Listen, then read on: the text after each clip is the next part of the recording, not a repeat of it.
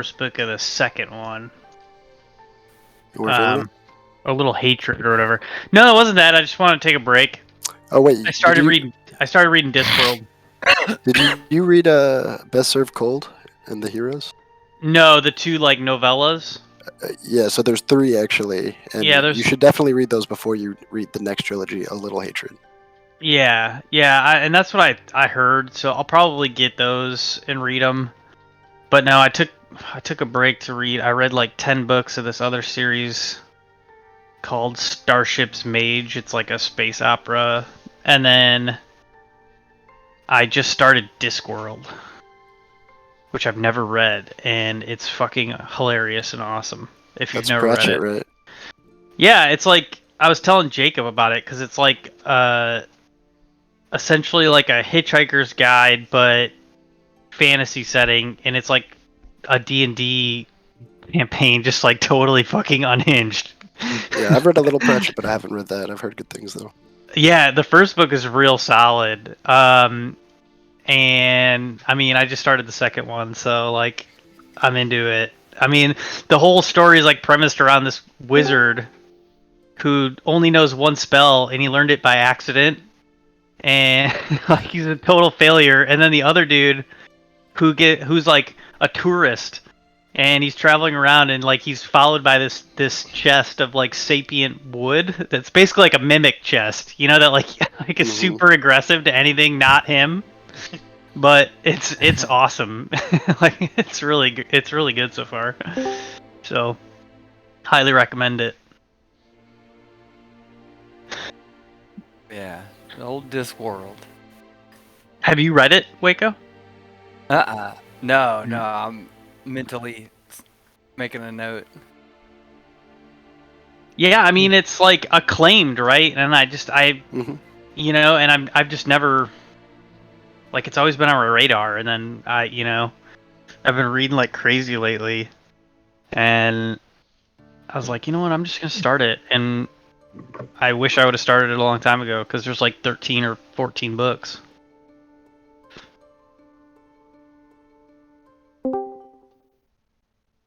Waco, you got the fresh cut?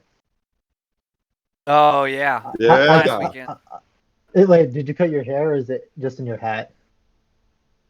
Oh no, I cut it all. Yeah, for sure. Wow. Oh, So fresh and so dang. clean. Wow. Fresh I can barely tell what Waco.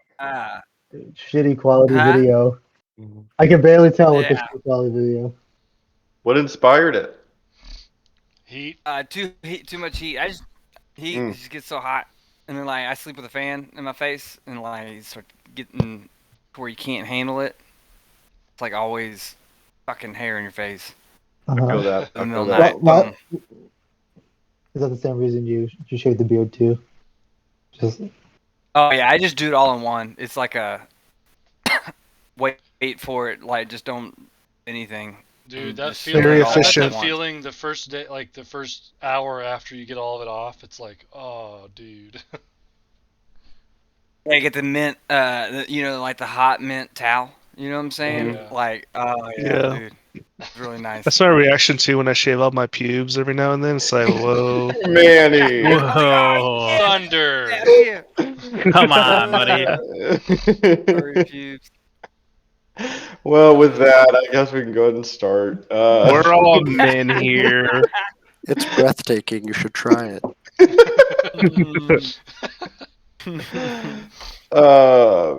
So, I'm not gonna pick someone for a recap, but y'all can do it together. I'll front with you. I need a really good recap.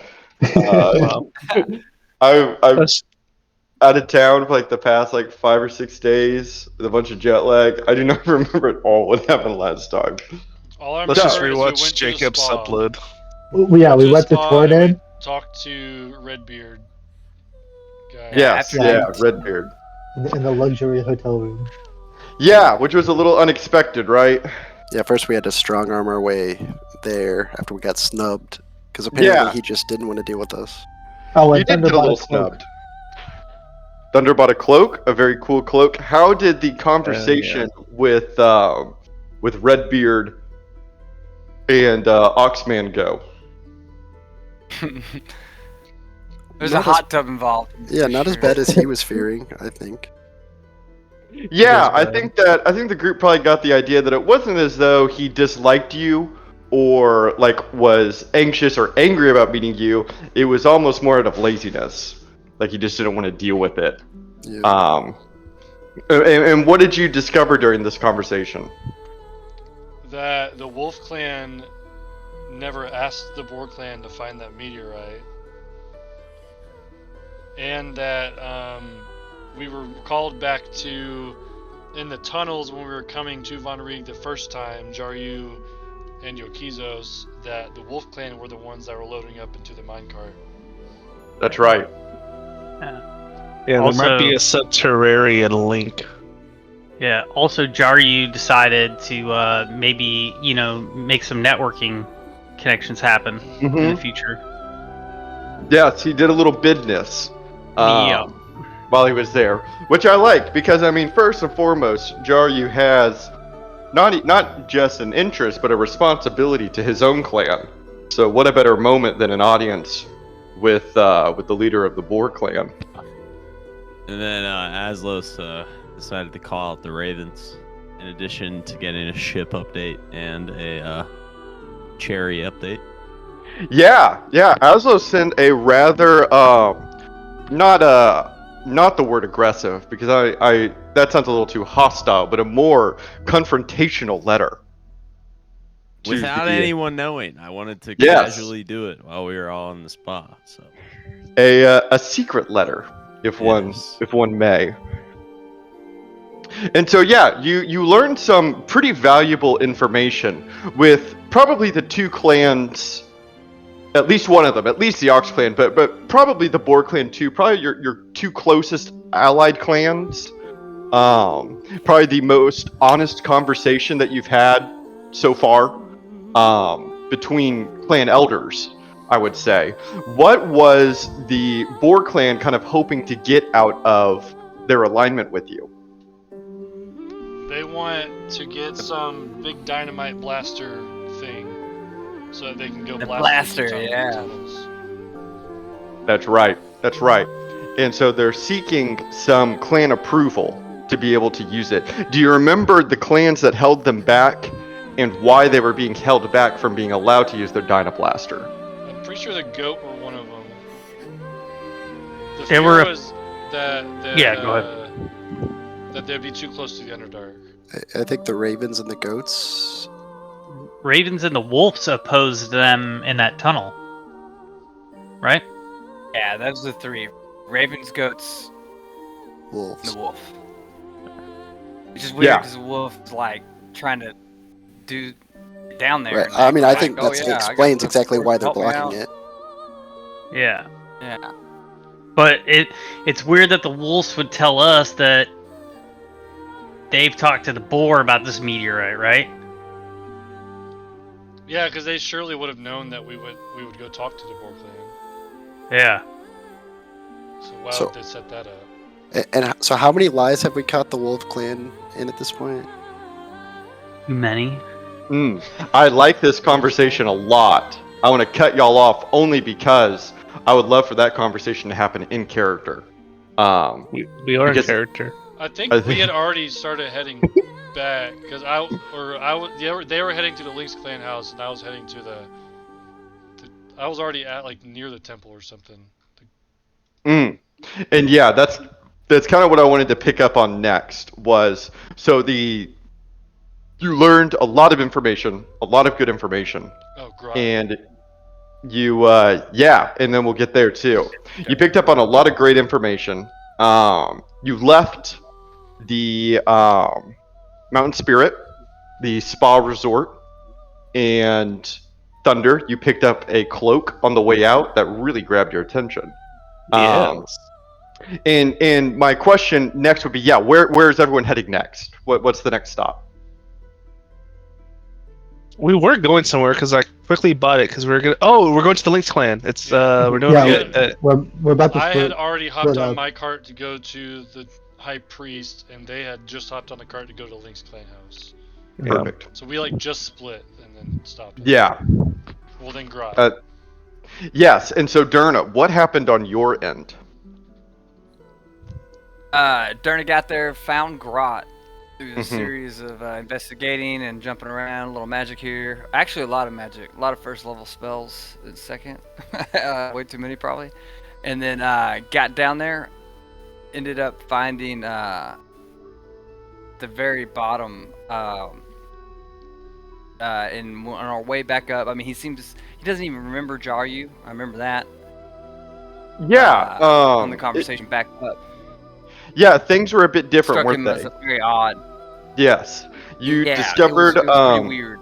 you discovered a couple dwarves that were in like a rest house, and one of them you found to be pretty gravely injured, with like his arm in a sling, his leg ripped apart, and you later in the tunnel found a wolf that turned out to be Grot, wild shaped.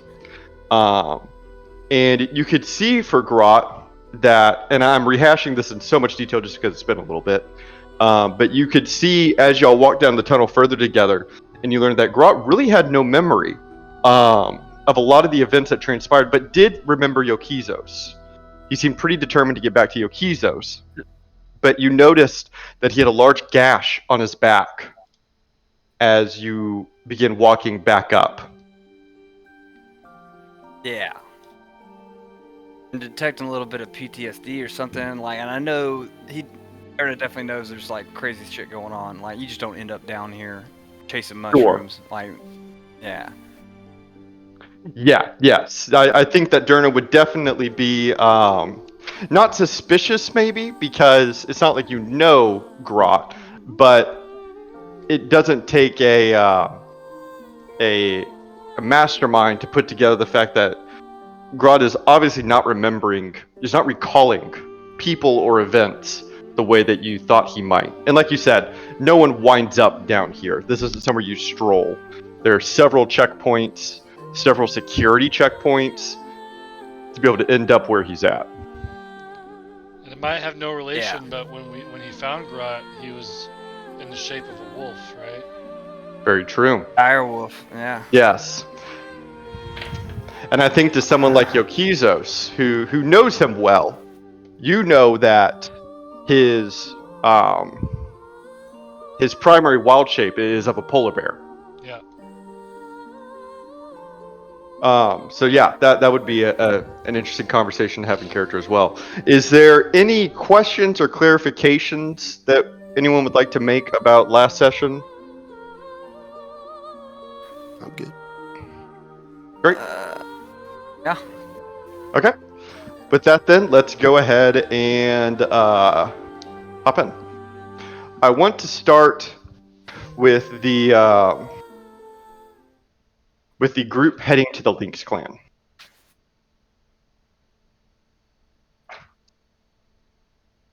Let me find some good music here.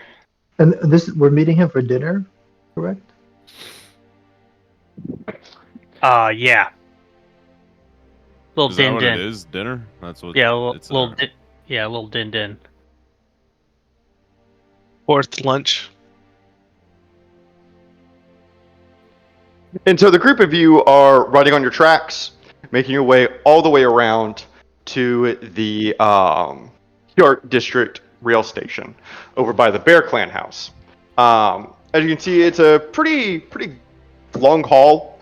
It takes you a solid 30 minutes with several stops along the way as dwarves filter in, filter out, to get to you at the rail station. As the group of you are going, something quite peculiar happens, and I would like for everyone to roll me a perception check to see who notices this as y'all are speeding down the railway. And I should clarify, everyone, and it's okay that you did roll, but everyone but Aslos. Bro. And it's Yeah, okay I that you didn't rolled. get it anyway, so.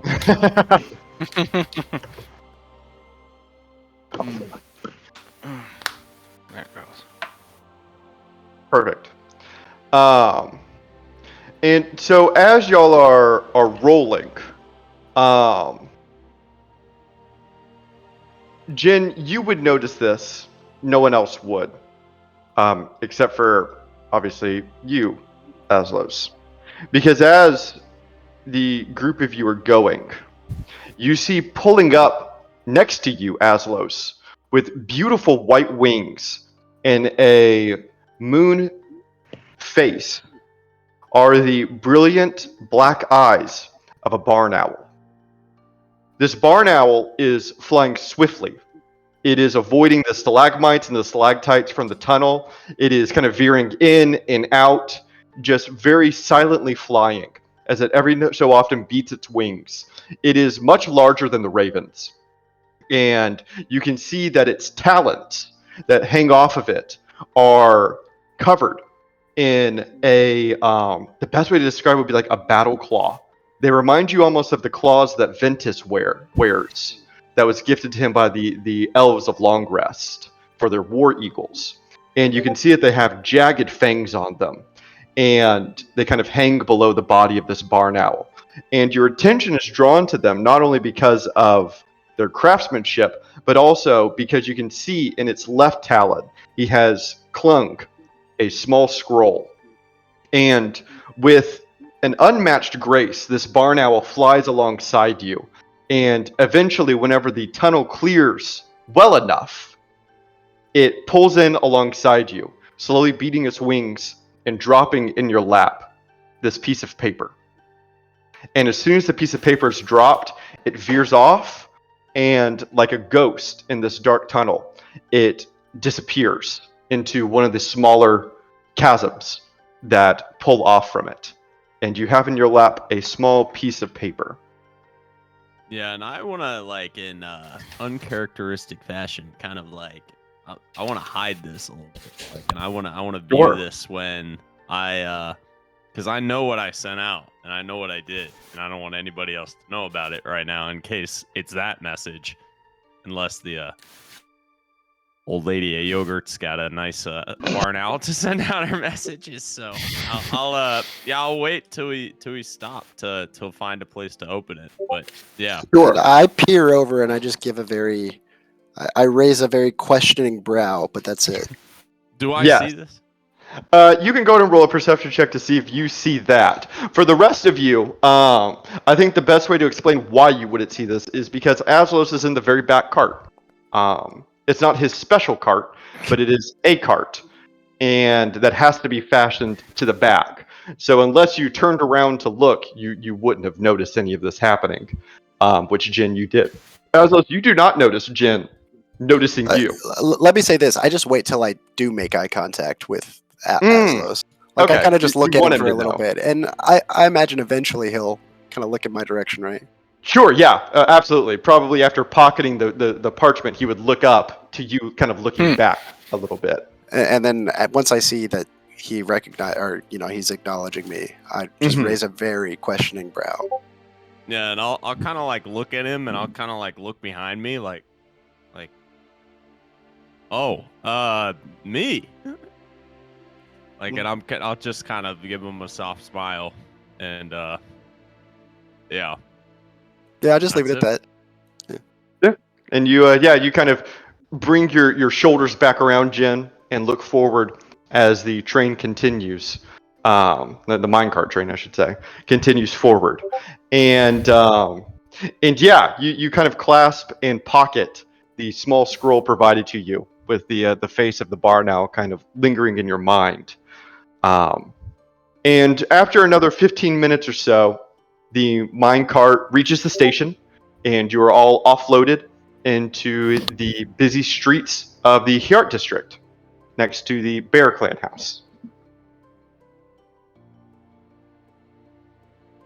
And I'll imagine that I am think that I'm so tall that nobody can really read over my shoulder. So I'm gonna take something out of my bag that looks like a cookbook, throw the message on top of it, and pretend like I'm reading while we go, except I'm reading that message. I am not being discreet about this. But I don't know what people would think on what I'm doing. Do I notice it? Yeah, I'll let everyone roll a perception check, and depending on how well this perception check is, I'll describe to you what you see. Can I already have passed this since I am already interested? Instead, Jin, I would like for you to roll me an insight check. Did my roll go through or no? My second one? Yes. I see you rolled a 14. I'm gonna reload because it didn't Oh, like, okay. show it for me. Both Thunder, you and Ventus see Essos kind of fidget around in his bag for a second, and then after a couple seconds, he pulls out a cookbook. Inside the bag, Aslos, you kind of fit the piece of paper into the pages of the cookbook. Jaryu, you don't even notice this. Not that he's doing it stealthily, you just aren't paying attention. You just don't really care. And Jin, you haven't put two and two together yet. Just that he now has a book pulled out when you watched him get a letter. And Aslos, you read the letter. It's short. It's written in exceptional handwriting. The dwarven runes are almost like a typewriter, but you can see from the strokes of the quill that they aren't. It's just that good of penmanship.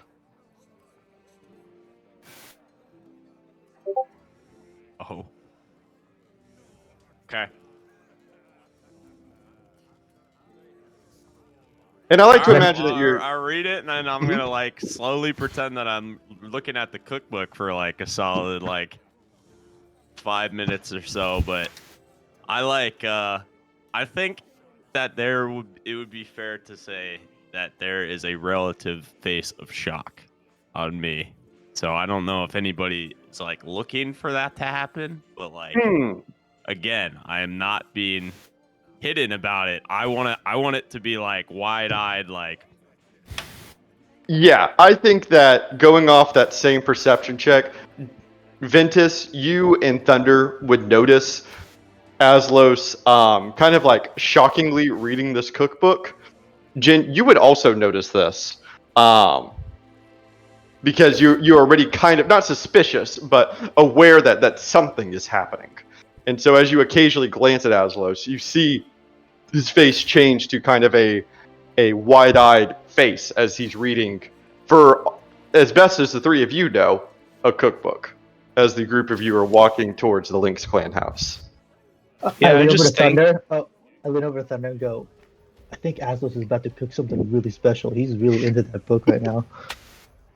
Yeah, it's either that or I think he just realized he fucked up the last recipe that he did. Yeah, does something throw you for a loop, Aslos? You know, the ideas are flowing, and sometimes you read it off a page, and the shock just gets to you, you know. And then I want to look right at Jin. I want to wink. I want it to be actually fairly discreet. Ooh, okay. For the discreetness of this wink, I just want you to give me a soft deception check, not towards Jin, but to the others.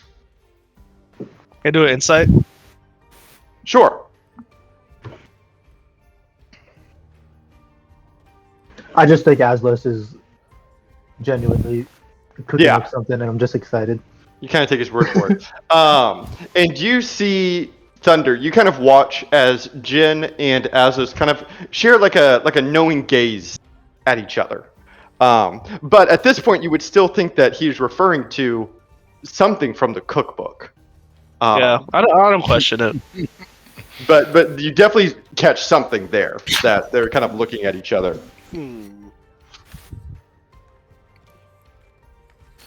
Yeah, and the group of you kind of stride forward.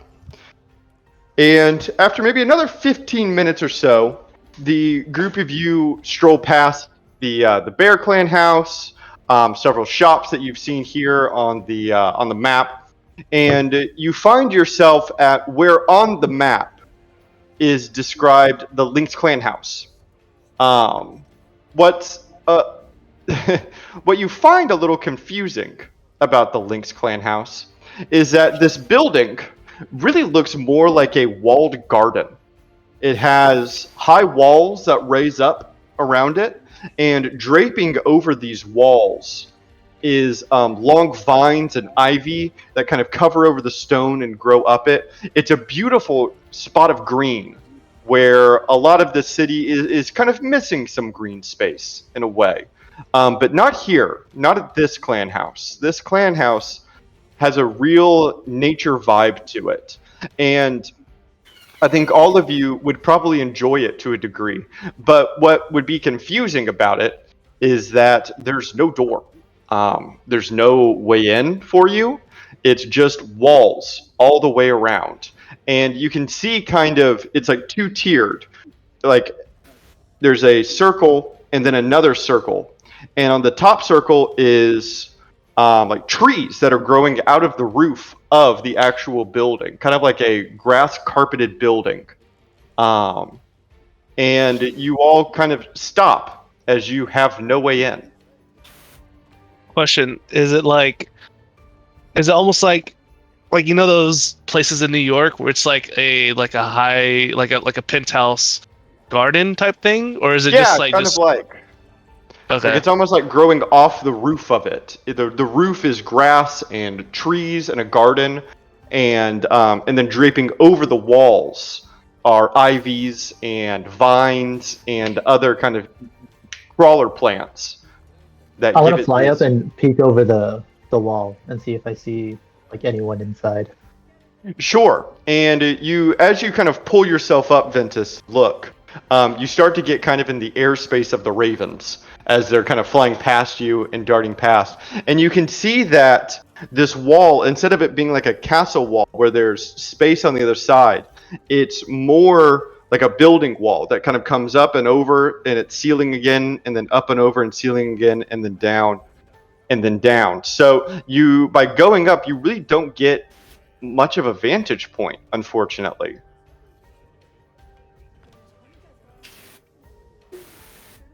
And I'll just like fly back down. Yeah, and I'm sure you share it. Yes. We're supposed to meet him outside the clan house though, right? So I guess we just wait here. What do you see up there, Ventus? Nothing really. Just more walls. I sit down on the ground and start going through my pack. And what do you find in your pack? Nothing, just rummaging. Hoping to find something interesting. Like, What are like food to eat, something, whatever. Just boredom food. And what do the rest of you do in this kind of awkward? I mean, it's a little uncomfortable. I think if you're like, well, Matt, like, what do we do? Well, I asked her you. I was also like, just wait. I'm like, should we like wait for them to come to us, or would it be rude if we like teleported to like the roof? I don't really know. I've never talked to anybody from this clan. Like, ever. I look at the group. I'm like, should we wait or like? Well, I thought we were Just- supposed to wait I outside. think we should wait. I mean, this is where we were told to be, right? Yeah, that's my question too. I think he said to meet him outside.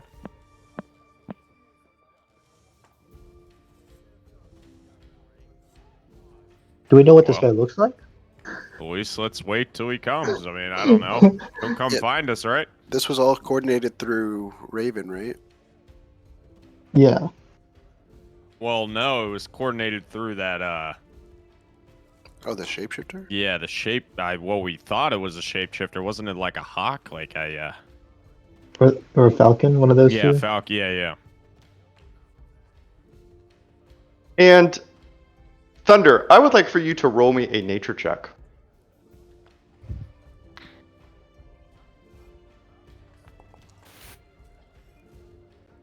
As you all are kind of standing around Jaryu, you're sitting. You notice, Thunder, something that you haven't noticed yet in Von Rieg. And it kind of takes you off guard when you notice that you haven't noticed it, if that makes sense. Like, you see it, and then you're like, wait a second, I haven't seen any of these. Like, that's kind of weird. But you see in the dirt, walking past the group of you, kind of nonchalantly, is an ant. Just kind of making its way. And as you notice this ant walking, you're startled slightly by a voice that interrupts you. And before you is a rather kind of wild-looking dwarf. His hair is long and unkept, and he has it tied up like kind of in a man bun above his head. His beard is long and gnarly, and he is shaking dirt off of his shoulders. He has on robes instead of fitted leather clothes, like many of the other dwarves do, but these are free and flowing. And you can see that his arms are strong and toned, but sport many cuts and bruises along them. And he gives you a small smile as he kind of walks forward out of seemingly nowhere. As you continue to watch the ant move forward, Thunder, and he opens his arms slightly and says, "Willkommen, you must be the Diamond Dragons, yes?" Yes. Excellent. I'm very glad that you have made it here. Are you hungry? Always. Yes. Do we all hear this, or is this like? Yeah. Okay. Oh. I was gonna Yes? ask, is it just one Let ant us eat. that's crawling like in Yeah. the background while we're having this conversation? Just one? Kind of like at your feet, Thunder, but like moving past you. But that's kind of where you notice it. You notice it moving past you at your feet. Like, how audible is it? Like, is it loud? Oh, the dwarf speaking to Oh, you so the is. dwarf is speaking to us. yeah, None of I'm us sorry. speak Yeah, it. there's, I thought it was the ant so there's a talking to dwarf them. and an ant. I'm so sorry. The dwarf is speaking to all of you, but Thunder is kind of watching this ant move Yeah, I'm past. focused. They're all still looking at the ant while the dwarf's talking. Can I do a perception I'm check to gonna see if I pretend I notice don't even know the ant's there. Thunder looking at the Yeah, ant? I'm hyper fixated on the ant. Sure. No, Jen. You notice Thunder kind of avert his gaze slightly, and then this dwarf walks up, and your attention is grabbed. So, since I'm sitting on the ground, am I closer to the ant? Do I notice the ant? You may roll a perception check. And also, With David, it- I'm with envisioning advantage 'cause I'm myself, sitting? No, you can just roll it. and I'm envisioning myself like being cordial, like reaching my hand out for like the handshake, but like I'm hyper fixated on the ant that my hand is like not even near where the dwarf is. I'm just like, you like miss. yeah. And the dwarf kind of gives you a strange look as he kind of moves his hand to meet yours. To back up slightly, Jar, you notice Thunder notice the ant. You kind of follow his gaze and watch him as he's watching it crawl along the dirt. Okay, I give Thunder Thunderface, and then I follow his eyes to the ant. Mm-hmm. Exactly. And you see it now kind of meandering in the dirt. And the dwarf that tried to shake your hand, Thunder, kind of looks at you and says, "Are you okay, my boy?" Yes. I haven't noticed one of these down here until now. And he kind of looks down to see what you're referring to, and also notices the small ant crawling forward. And he kind of laughs and says, "You should be thankful, yeah." And I'm Four? like looking back and forth between them, and I'm like, because I don't even know the ant's there, and I'm like, what? Are we gonna eat? Yes, of course. Here, first, I should introduce myself. And he kind of puffs out his chest slightly, revealing the symbol on his robe chest, and kind of like I said, he puffs his chest out slightly and says, "My name is Torin Skillpaddle, but you may call me Tor." Hi, Tor. Greetings, Tor. I'm Hello. Jin. I'm Ventus. You're an eclectic group, aren't you? We are the Diamond Dragons. And he kind of counts and says, "Not all of you, though." Yeah, Yokizos has other plans. And you can see that he kind of frowns slightly and says, "Well, we should probably continue anyway." Here. He does send his regrets that he can't make it. And he bows slightly. And you notice that when he bows, some of the dirt from his hair kind of comes out. And he stands back up straight and says, "Well, here, come with me. I'll bring you to one of my favorite eating points." And he walks forward to a building that is quite close to what you believe to be the clan house. Like maybe like a meter away, like the walls are maybe like a meter away. But what's strange about this building is it has no markings, no signage, no nothing on it. It just kind of looks like a regular house instead of like a tavern that's trying to advertise itself, or a pub or a restaurant. It's just an unmarked, small, kind of dingy-looking building. And he strides up to the door and opens it for all of you and gestures you to continue inside. And David, before I walk in, like I was gonna try to like use mold earth to like remove all the dirt in his like hair and like clothes, just like help him clean himself. You're gonna do that? Yeah. Okay. What does it look like as you attempt to do this? It's like my hand is out, like almost like if I'm reaching, but then I do like the pull action to my yeah. Is there any way that he wouldn't notice this? No, he would definitely notice. Okay. I feel like he would. Like yeah, just like his hair would like kind of move. What is this thing? And yeah, you kind of do like a pulling motion, and the dirt kind of frees itself from his shoulders and his hair, and he kind of turns around and looks at you, Thunder, for just a second. And he doesn't look angry.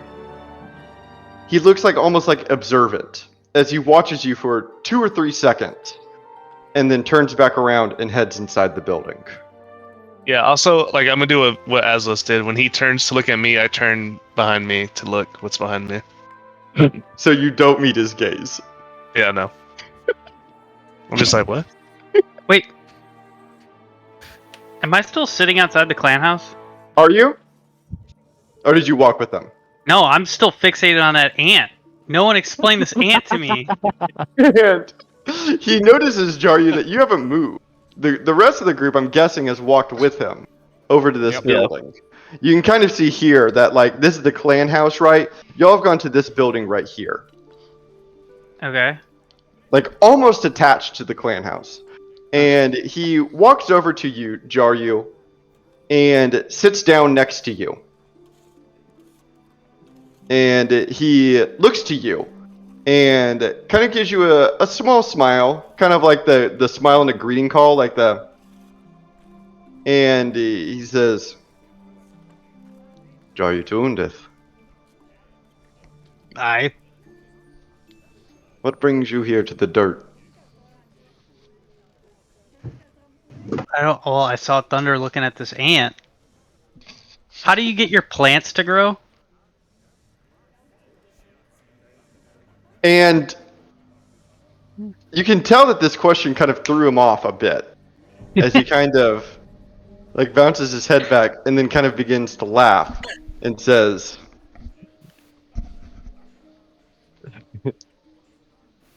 "Surely you don't also bury the dead of the plants, do you?"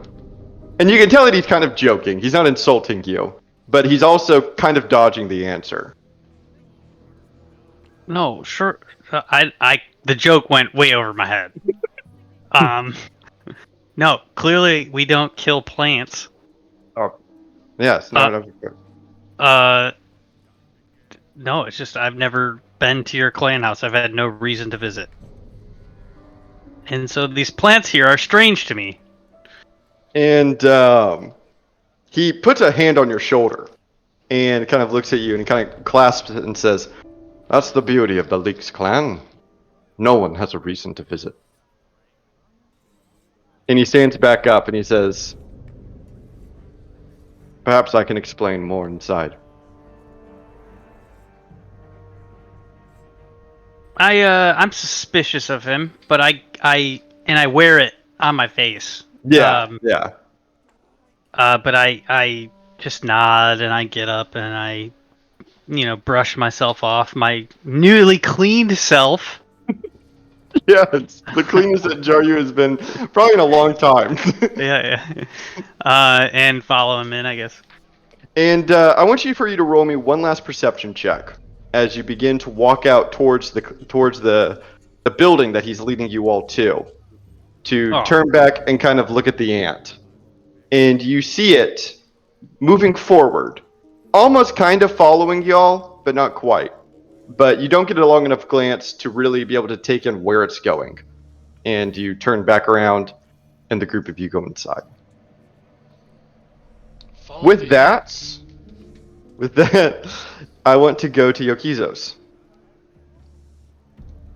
Hello. Yokizos, you are on your own minecart. Where are you going to? Council district. I think. Excellent. Yeah, you head your way to the council district. And again, this is probably like a 25 minute journey. And the council district train brings you to the minecart station on the east side as it drops you off here. In front of you can see the looming building for the Council of Elders, the towering monument of Mothra, and kind of behind it off in the distance, a little hazier in the silhouette, the monument of Balma. And then behind the Council of Elders, the Grand Lift. Okay. Do I know where the temple is? I think at this moment, Yokizos, you would realize that you don't. Yeah, so I just ask whatever dwarf's standing next to me. I'm like, hey, And- where's the high priest's temple? And you can see that like they're starting to gather below. Backpack, he's kind of putting it on. And you kind of gesture over to him and he says, "The high priest." Yep. And he's still kind of getting his things in order. He says, "Well, that will be in the temple district." I pull out my map and oh shit. Yeah, hop back on the cart. And I'm like, hey, I need to go to the temple district. And the dwarf that was getting all of you disembarked kind of looks at you as you request to be re-embarked. And he kind of looks at you for a second and he says, "Get on quick, I won't charge you." I stick my hand out for a raven. I'm like holding it out the cart. Hold on, let me turn my camera on for this. I'm like, Raven, hello. And after a couple of seconds, you see the swooping shadow of a raven beginning to descend out from the high sky. As you can see them up in the sky, and so like almost like hailing like a taxi, it swoops down and lights down on your minecart, and kind of looks at you and gives you up. So I pull out a little. It's like I have a crumpled up piece of paper, and it has stuff written on it, and I scribble out on one side, and I flip it over to the other side, and I write, "Running late, went to the wrong district, Von Rieg noob," and Yokizos, and then tie it like it's all crumpled up, but I still roll it up like it's supposed to be nice and all rolled up, and tie it to the raven. And as soon as you tie it up, the raven flaps its wings a little bit and gets another, and then begins to fly off as you take your minecart back over to the temple district. And this one isn't as long, maybe another 10 minutes, when the cart comes racketing down and drops you off near the Horse Clan house. Okay. And then I hop off and I look to the nearest dwarf next to me. I'm like, hey, so where's the main temple or the high priest is at? And I like to imagine you kind of pull a dwarf off from the street as you kind of walk out. And the dwarf kind of looks at you and then looks over to the center of the district. And you can see the same structure that you saw whenever you were all coming to the Horse Clan house, if you'll remember. In the center of the district, like an upside-down pyramid descending from the ceiling of this giant cavern, is a pointed triangle that looks downwards over the whole district and he looks up to this mega structure that dominates the skyscape of the Temple District. And it forms its point right over this. You can kind of see this square here. You can kind of imagine that as from the ceiling at least, kind of the square that it makes. And he kind of looks up to the point and raises his hand and he says, I believe he's up there. I give him a big hearty slap on the back, which is probably a little too hard because I'm bigger. Yeah, he kind of jolts forward. Yeah. Oh. I'm like, thanks, man. Appreciate it. Like, all excited, and then I, like, walk all excited and stuff over. Yeah. Yeah, and you begin to walk over. You get to kind of where the pyramid points down, but you realize as this pyramid is maybe, I'm really bad with these kind of things, 200 feet above you, That's a looking good down. distance. Yeah. Yeah, like you kind of look up at it and you're like, well, now what? Okay. Yeah, I'm looking. Is there any? There's not any like lift or anything obvious that goes up to it. No, there isn't like the temple lift or anything of that sort. It just kind of ominously hangs there as you stand. So I stick my hand out for a raven again. And after a few seconds, a raven swoops down. And then I rummage around my satchel sack, and I actually find a normal piece of paper. And I write, how do I get up there, Yokizos? And then I send it up. Mm-hmm. Yeah, and you watch as this raven takes it and just kind of flies directly up. It just goes up and then disappears into the structure that suspends over this district. And it takes maybe like 2 or 3 minutes. And you notice that the platform here in the center that shows a statue of Mothra and Balma, they are both wearing their traditional equipment, with Balma having a large, broad golden shield and a trident in one hand, and Mothra wielding an axe and a sword in his 2 hands. They are beautiful displays and wield their traditional weapons, as you saw when you and Jaryu had to fight their avatars, if you remember correctly. Mm-hmm. And you feel this platform. You watch as it begins to rumble. And you can see that it is slowly beginning to rise off of the ground from cables that have descended downward. And it has transformed itself into a magnificent lift that is beginning to pull upwards. Yeah, I guess I was already kind of standing directly underneath it, so I'm probably already on it. Like, oh shit, what the fuck? Yeah, and you kind of stumble onto it as dwarves all around you are beginning to pause and watch as you become pulled into the sky above them. I'm kind of, because this is like awkward, right? Because I'm the only one here, and this is like all grand and shit. I'm giving my best unintentional thunder face and waving at them like, like wave. I love that you chose to wave at them as they watch you get pulled into the sky in the center of the temple district. You can see dwarves pointing at you and kind of covering their mouths, watching as you stand symbolically between the statues of Balma and the statues of Mothra. And once you are pulled maybe 50 feet into the air, you feel yourself begin to get pulled as the spell Dimension Door is cast upon you. And quickly, in a soft pop, you are teleported. I fall straight on my face whenever I appear wherever I appear. Perfect. I was like mid-step when it happened or something. Like I was pacing to like look over the edge of the thing, and right whenever it happened, I was mid-step, and when I came back, I was off balance and straight on my face. Yes. And yes, you fall straight on your face. And when you fall straight on your face, you feel your face collide with no longer kind of the dusty, dirty streets of Von Rieg that in a large part, unless it's like one of the nice areas of the cities, really aren't paved. They're more cleared, like kind of like dirt roads, like you would find outside. Here, your face strikes very cold, polished, beautiful marble. And I As hate it. It's cold.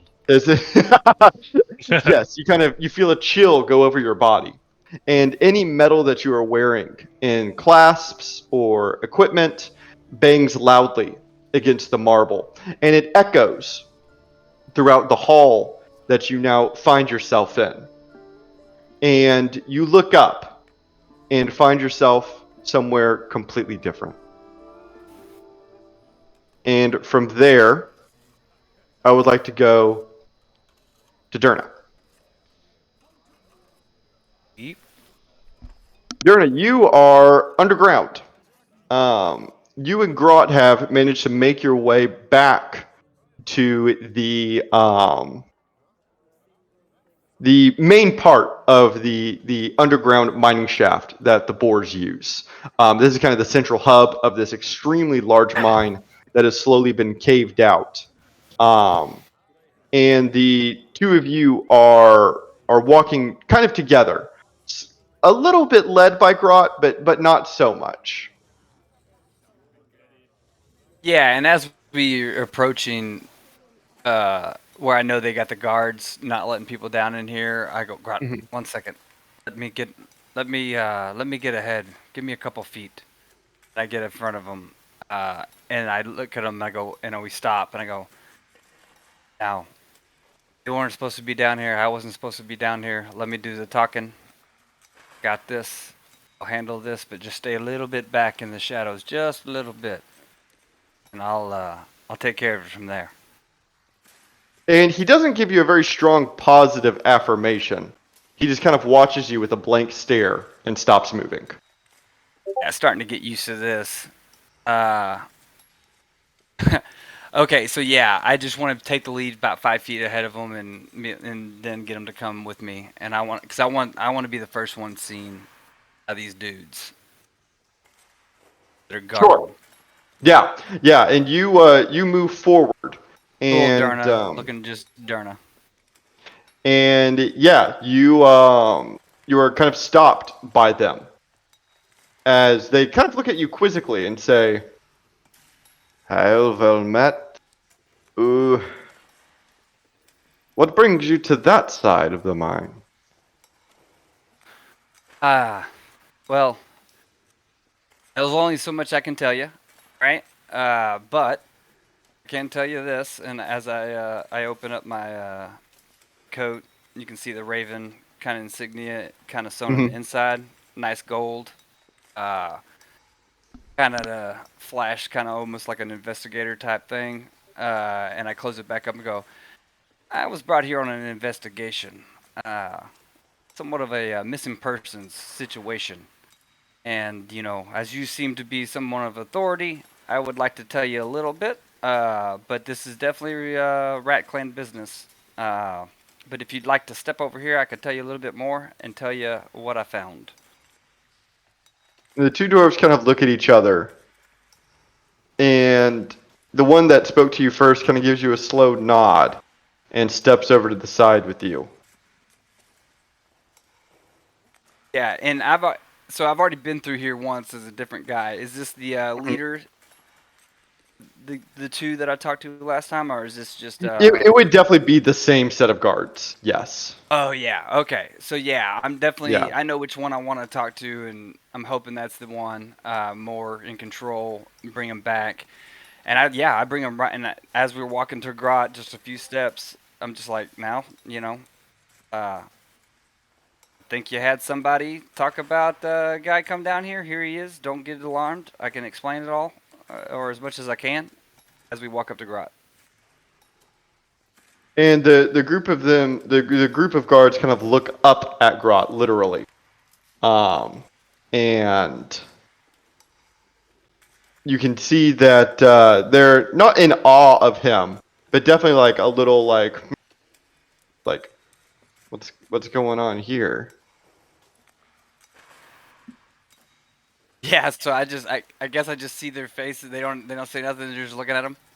And then eventually the two of one of them, the I one give him that was time to speaking with take you, it in. yeah, they're kind of digesting. The one that spoke to you originally turns back to you and says, "Did you find him deeper in the mine?" Yes, sir. That is true.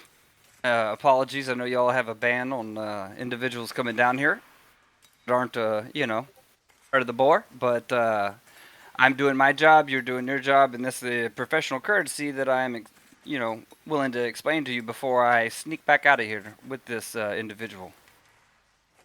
We appreciate your forthcomingness. I suppose if you're leaving, that's much better than you entering, but we need to make sure that you aren't exporting any kind of contraband or anything of value or importance from the mine. Oh, of course. Pull out my stone. I show him my stones because I think they're cool. It's like, yeah, these have been traveling. I found this one on the coast of Van Rieg a long time ago. That's a lad. I show him all that stuff. I take out a couple gold leaf daggers that are edged in silver and be like, these are, didn't have to use these, thank goodness, right? Putting those back up. Grot, you don't have anything, right? And he kind of turns to you and looks at you, his brow kind of lowered and said, and doesn't really answer. He just kind of looks at you. And the dwarves kind of exchange glances among each other and says, "We're going to need to pat you down, if that would be okay." And you can tell, Durna, that they are a little scared. They don't really want to do this, to be honest, but they kind of have to. And he kind of gives you, Durna, like a look, like almost like a help look, kind of.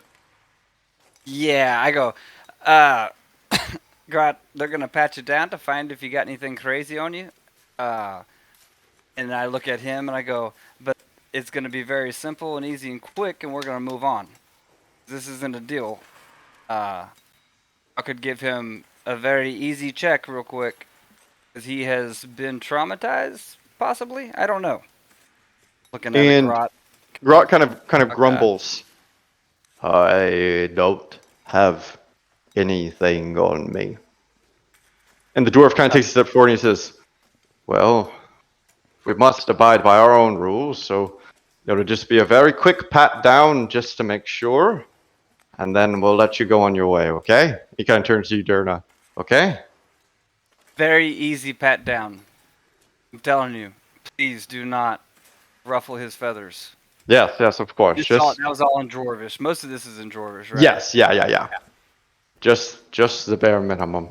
And he takes a kind of worried step towards Grot and begins to pat down his tunic from his upper chest on his sides, and is just kind of softly patting him down his waist until he gets to about his hips. To do this, they are having to erect a series of ladders, like step ladders, to be able to get up high enough. And so he does his chest, takes off one of the step ladders that they have available, and then does his sides, and then gets down to about his hips. And Durna, I would like for you to roll me a perception check as he's doing this. Okay.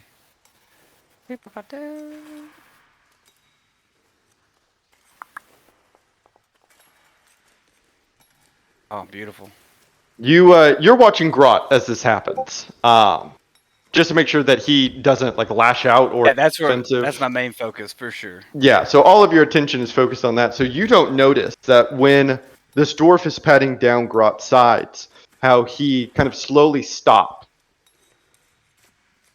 You do notice that he turns his head around and says quietly in Dwarvish to his other guards, "Please step forward with me."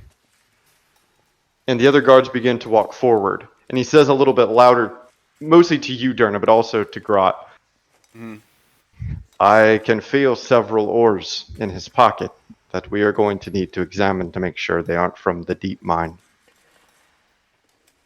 He can remove them if he wants, but I would rather not have to forcefully do it myself." Okay, so I'll walk up to Grot. I'll give them the like. Give me a second.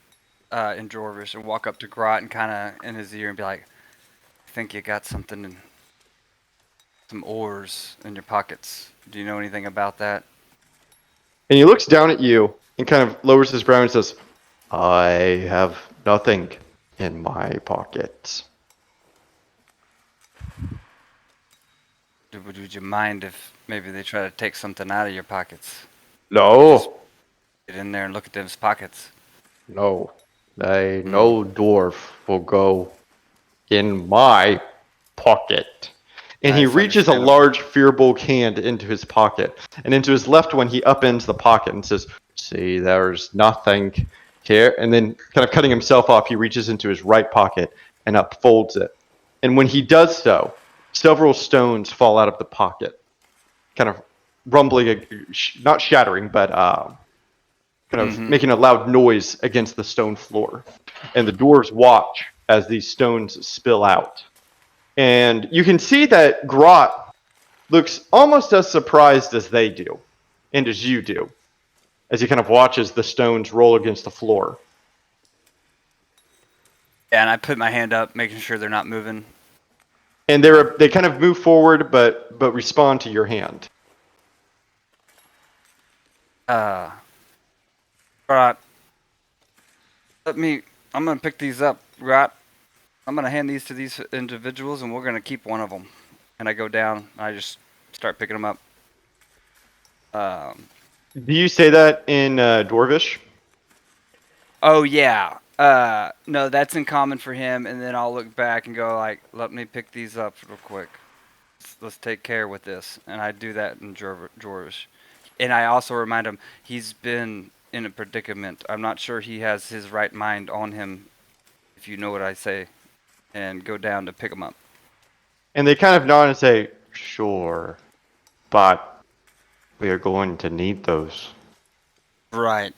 And I pick up what's Grot doing as I get them all up and I stand up.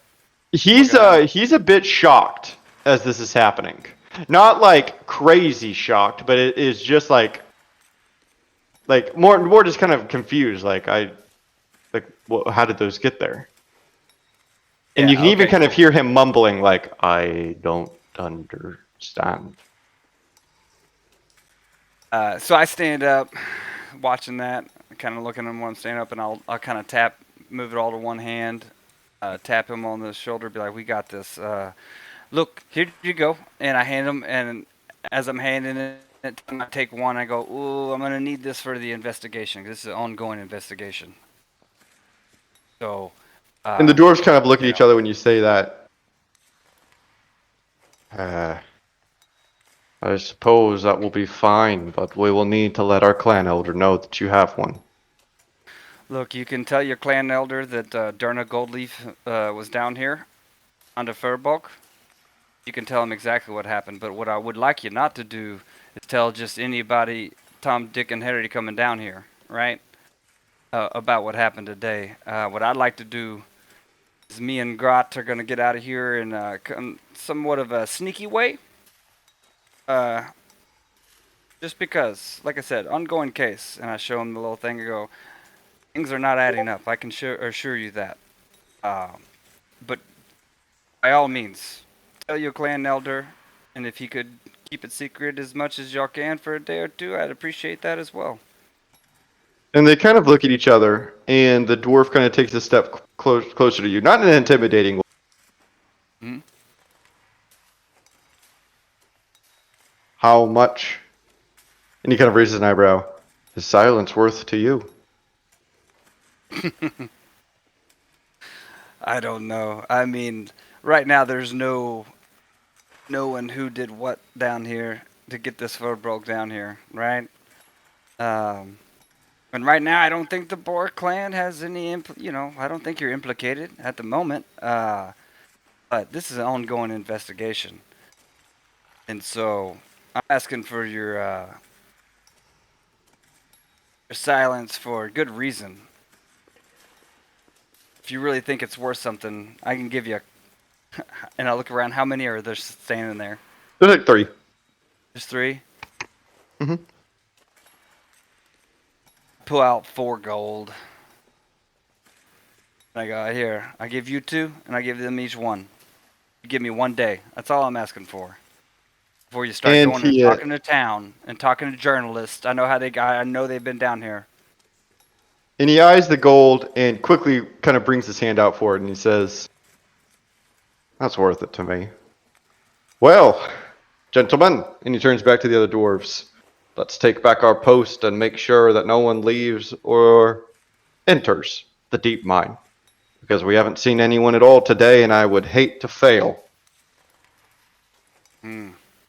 And he kind of Well gives you a said. long glance with a little smile, and then walks back to their post. Yeah, well said, Captain. Okay. I turn back to Grot. Yeah. Let's see. Ask Grot. I don't know what all you got under your belt and how taxed you've been from your adventure. And you still turn into one of them birds, or maybe a small creature of some sorts. And Don't do it just yet, he, though. he gives you a slow nod and says, "I don't understand. What was in my pocket?" Yeah, I still have it in my hand, and I bring it up to him, and I'll kind of show it to him. I go, I don't know either, Grot, but if you listen to me, and you do what I say for the next little bit, I guarantee you we'll find out. We're gonna figure all of this out. And he gives you a nod and says, "I can be a bird whenever you're ready."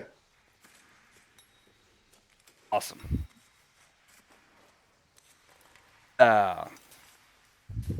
Kind of think around, look around for a second, do some calculations. Like, yeah, okay. I'll go. And I'm gonna actually, cat. let me Yeah, go catch you ahead. there, Yeah. and we'll do your great Think on escape. that. Yeah, Yeah. here in a second. Because I want to go back up to the surface of Von Rieg, well, the pseudo surface of the city with the rest of the Diamond Dragons. You find yourselves in a small tavern of sorts. In most ways, it resembles a tavern. There are chairs and tables. There's a bar and what you think might be like a small kitchen behind it. What's odd about this building is that there are no windows. There's no signage. You have no idea what the place is called. Inside are tons of like potted plants and ivies and flowers. It's beautiful. It has a strong, like a strong floral smell that you just don't encounter very often in Von Rieg unless you're like in the Four Seasons corridor, maybe. Um, but it's just very different. There's no upstairs, so you know that it isn't like an inn. It's just very kind of small and quiet. There's maybe one other dwarf inside, including the barkeep. And you can see that there's a large table that has been already fitted for you. There are flaggards and tankards. There are plates set out for you, as well as finely crafted chairs, and even a very large chair for you, Aslos, has been prepared at the end of the table. And at the other end sits the dwarf that has introduced himself as Tor, where he sits and kind of gestures. And as you get closer, you can actually see that each of the placemats, each of the table sets, has been assigned for you. There is a little plate, a name card for Roaring Thunder, Jin of Ocaria. All of your names in long form have already been placed and set for you as Tor takes his seat at the head of the table. Please, please, take your seats. Be comfortable, be merry. I'm impressed. I sit down at my designated spot. And you notice as you all kind of take your seats that there's something like kind of off about this tavern pub thing. And what would hit you is that there's no music playing. There's no bard, no wax of a bard. It's just silent and a fireplace. I take a moment of silence for Oliver because I think about our bard. Aw. Yeah. Nothing like taking a moment of silence for someone you never knew. I knew Oliver. And He knew Oliver. He knew Oliver. Oh, maybe not as well as the rest of you, but he did know Oliver. that's right. I'm guessing the rest of you also sit down. Yeah, but I'm pretty suspicious. Oh, I'm just patiently waiting for the food. And I'm just like, so what is this place? and he is kind of drinking his drink whenever he places it down. And kind of quickly you can tell, to answer your question, he says, "This is the Lynx Tavern House. We are we're a very private people, the Lynx clan. We see no need for guests or visitors. We are not social people. And so we prefer our conversations, our doings, to be done in a quiet, private atmosphere." I can respect that. And then I sit down. I noticed then that you rolled a check. What were you rolling for? Yeah, I'm looking for the ant. I don't know what would be more fitting. I would take a perception or nature check. Okay, I did the perception then. And I imagine this is like the first time somebody has like a chair big enough for me, Yes. properly placed out. So I'm like loving it, like sitting at the table. I kind of like put my feet up. Yeah, and it fits you well. It's almost, and Azos, I think you would notice this because you have possibly never encountered a chair like this. It's too big for you. I'm Yeah. speechless. I think I almost like would just kind of like be like staring in awe at it, like eyes wide open, like looking around, like like inaudible, but like I'm looking at the whole chair, like how is this possible? I'm Yeah, looking at I think- Aslos in the chair like, does Aslos look small? Like something looks off. I think that would be a good response, Aslos, because that's kind of the vibe I think all of you would be getting from this place, is that everything is just kind of off. Thunder, with your perception check, you notice that there is not an ant in this tavern. There is a march of them, a line of them. You're watching them as they march from the east wall across the floor against the floorboards of the north wall, kind of where the bar is, and they are slowly marching to what appears to be a hole in the far west side of the north wall.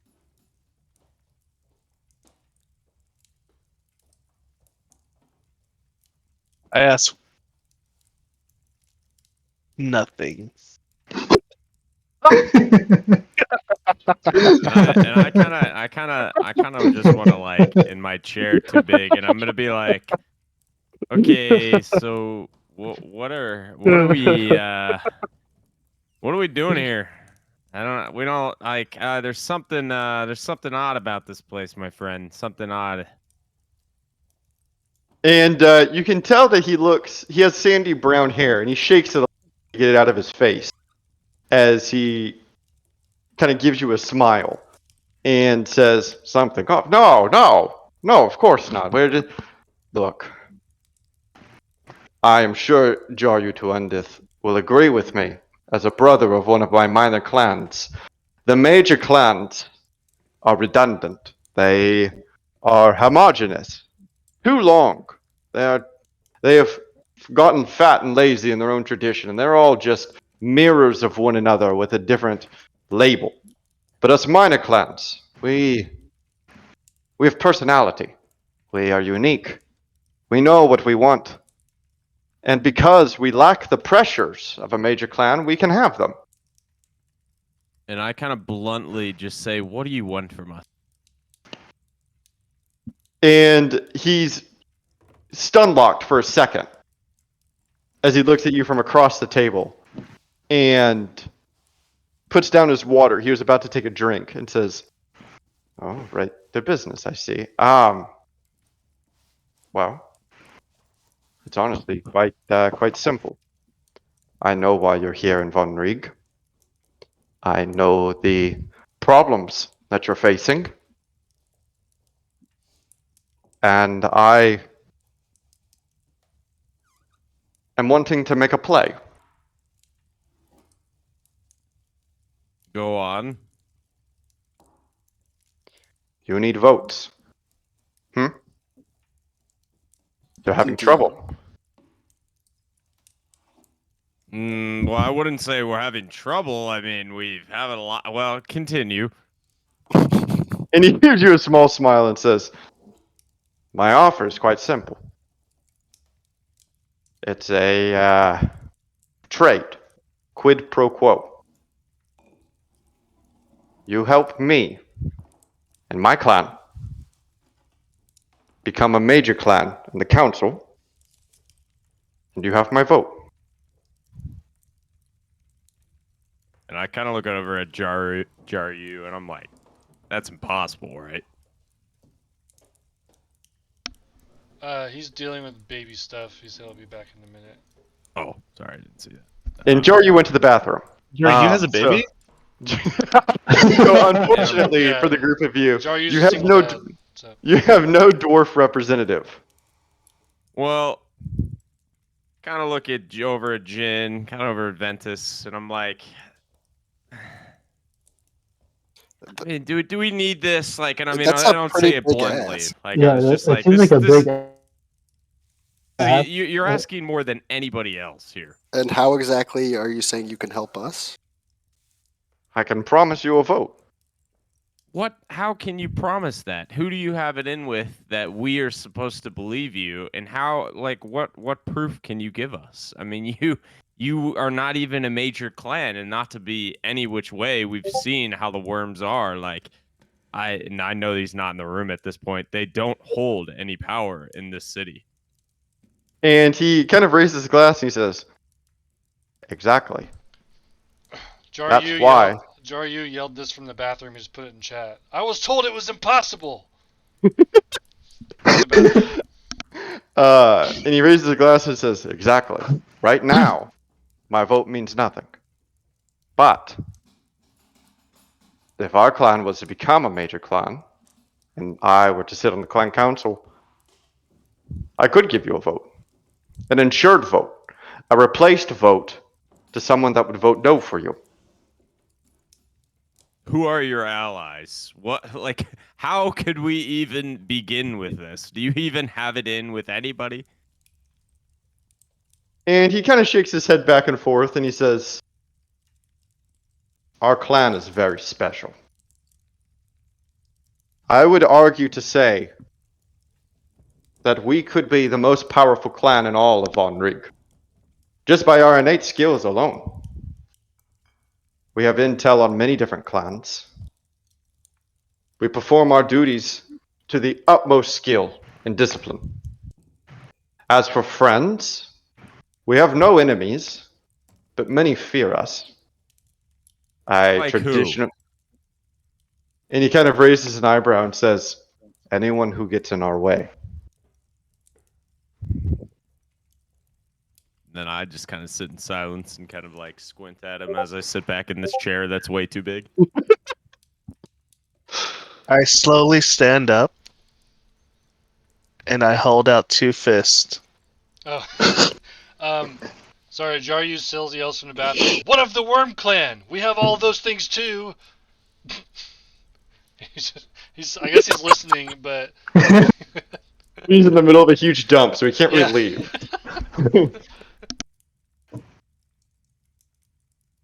And he waits for Jerry to come back from the bathroom.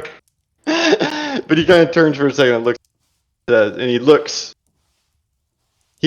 at your fists, and he Before he stands does up. anything, I tell him, choose one if you dare. And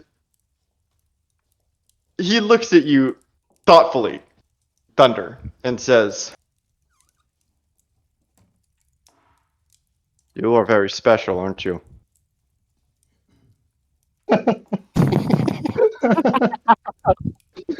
In what regard? He I he don't walks know if I forward. should be He walks happy or forward. disappointed. He walks forward to you and places both of his hands on yours, and you can feel a soft hum come off of his, and a warmth. Like he placed like two heating pads on the top of your hands, and he removes them, and he says to you, "Why don't you check your hands?" I check as soon as he says that. I'm excited right now. And you open your hands to see the good berry that was in each of them, and the good berries have sprouted. And you can see one single sprout cracked open from the shell of the good berry, tendriling forward in your hand as they begin to grow. Do we notice this in the room? Oh, yes. Oh, so a druid. Is that what I'm seeing? Freaking epico. And I say, we will try to make you a major clan. Group, how do you respond to this? Thunder, sit down. Yeah, what power do druids have in this city? It's just some Are berries. you the ravens? And he sits back down in his chair and he says, "I will not reveal all of my secrets, but not all ravens are ravens. But Oh, shit. not all who watch the ravens know that all ravens aren't ravens, if you know what I mean." And I smile at him as I kind of sit back. I'm like, So- I like this guy. There is a reason that animals are feared here in Von Rieg, and that's the Lynx clan. So let me guess, you've got some dirt on the Wolf Clan for us. And he raises an eyebrow. This is kind of the first time in this conversation that you can feel that he slipped a little bit. He kind of looks at you and says, "The Wolf Clan? No, they're our father clan. We don't hold strong ties to them, but in days long past, we splintered from them, similar to the Bear Clan." As soon as he says Bear Clan, I kind of like, oh, God. Well, you mentioned something about, turning a no vote into a yes, and not many clans have opposed us so far. I'm assuming you know about some of our dealings with the other clans based on the letters we've sent out. And he kind of raises a hand and he says, "Please don't catch me wrong. We are not like the Rat Clan. We're not spies or dirt gatherers. I've not gone through your mail. I just know how Von Rieg works. And I know that there can be difficulties.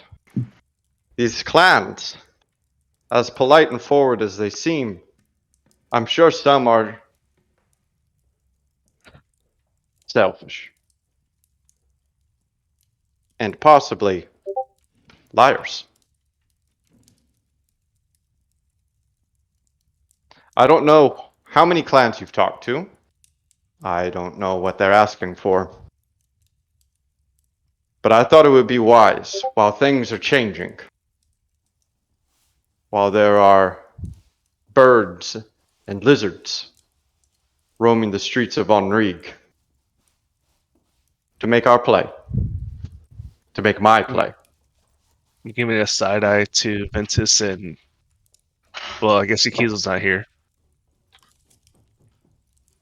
Well, surely you have a clan in mind you intend to target. No. While I'm up with my face on the floor of the temple, I side eye towards your direction. Um, and he kind of shrugs slightly and says, "Well, for example, I am I am curious, let's say, to see how you convince the Goat Clan to join. I'm also quite curious to see how you convince the Rat Clan to join." Well, I will have you know we have seen you before we've seen both of them. And he kind of gives like a not a mocking bow, but kind of like a gesture, and says, "Well, I am honored. I thought that quickness was of the utmost priority. Just so you know that there are always different options available. I think as one is in Von Rieg and performs the duties and the traditions of the major clans, one forgets that just because these dwarves are stuck in their ways doesn't mean you need to be at them too."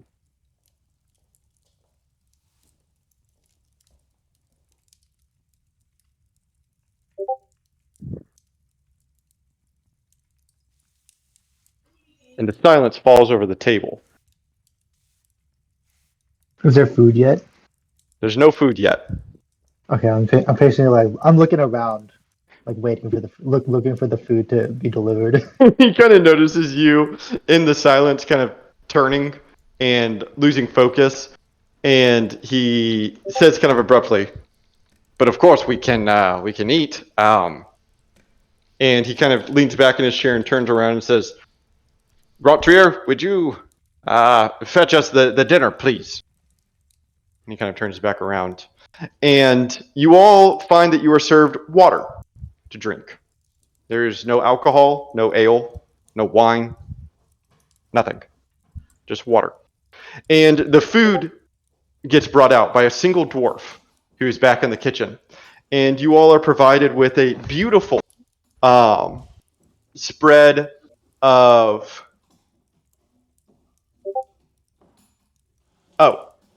Yes, Jaryu, I will answer you just a second. There is a beautiful spread of a salad, fresh greens, fruits, grains on top with a oil and vinaigrette dressing. It is a very healthy, very vegetarian, very vegan meal that you all are served. Probably for the first time in a very long time that you are served a meal like this. It is light and crisp, and you all watch as your salads are delivered to you and brought down. Jaryu, while you're in the bathroom, you are yelling furiously to the table. It is probably frustrating for you as you deal with your bowels, but as you are waiting for it to pass over, you look down to see as you remember the ant from outside, and you look here to see if there are any ants in here, and you don't find any. But what you do find is a very small, an ant-sized hole in the wall. And you notice that there are several of them in this bathroom. Kind of not as cracks in the foundation, but as almost more like purposeful.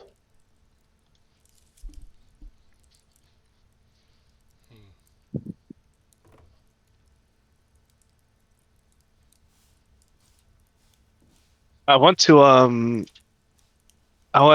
like grab a fork, but like have it to where it accidentally falls, and I have to like duck my head to get the fork.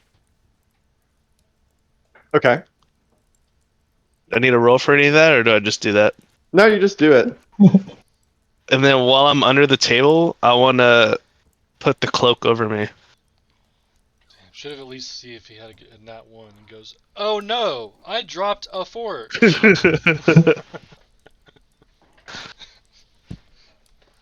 You put the cloak over you? What what do you do with the cloak? So it says Uh-huh. it says while you're in an area that is lightly obscured. So I'm guessing like if I'm going under the table, I'm obscuring myself. It says you can hide as a bonus action even if you are being directly observed. I'm observing Thunder when he does this. I mean, I figure if he's going under the table dropping a fork, like I am also watching him, like just like what? And I'm gonna notice that and kind of make a distraction for him by addressing our host Sure. and say, Yeah. so I I understand your sentiment, and I still hear a lot of dancing around how you can actually help us. What's your plan here? And he looks a little confused. How I can help you? Well, my help would be my vote. This just doesn't seem equivalent. Us giving you major clan status, which is, I don't even know if that's something we can do Yeah, do you have a plan for that? for your vote. Doesn't seem like a fair trade. And he kind of shakes his head, almost frustrated, you can tell. And he says, "No, I don't think you understand.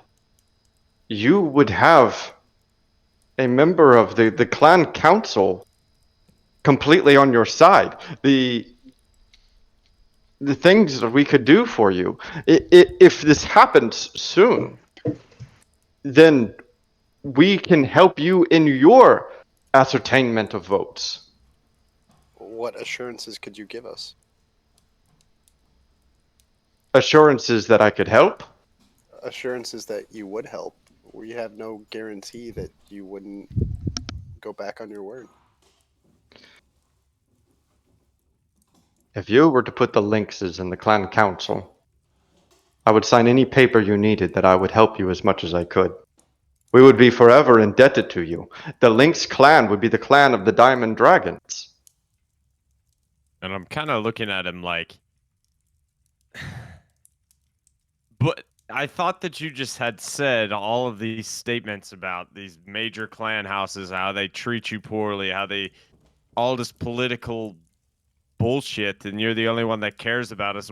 Why would you want to enter that environment if that's something that you just outright told us you don't want to be a part? It doesn't make any sense to us that And you want this. he once again looks a little confused and says, "Well, we wanted to destroy it." Wait, say what now? Yeah, I kind of like the same reaction. I imagine we say it at the same time.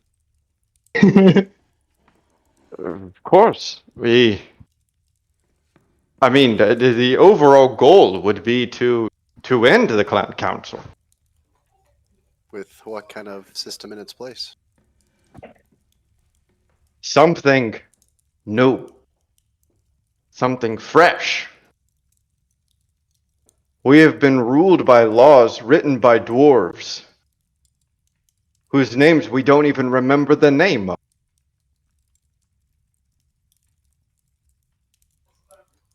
So you want all dwarves to have a say, or you think they should be ruled by specific dwarves? And he,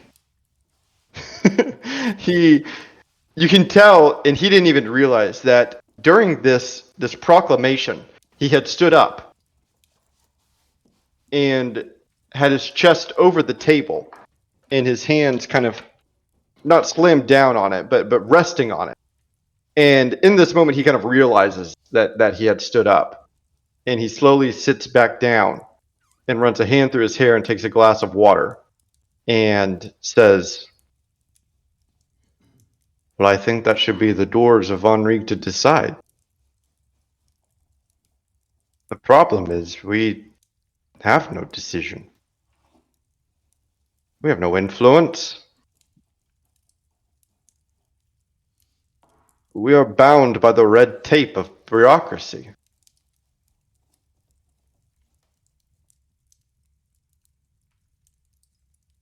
And then I kind of am looking at him at this point, and it's all just like a little over my head at this point, like because I just he's got these big ambitions. He wants the most from us out of everybody. And I kind of say we will definitely consider your offer, but without Yokizos here, he had to attend certain duties. I mean, this needs to be we need to meet with you with him.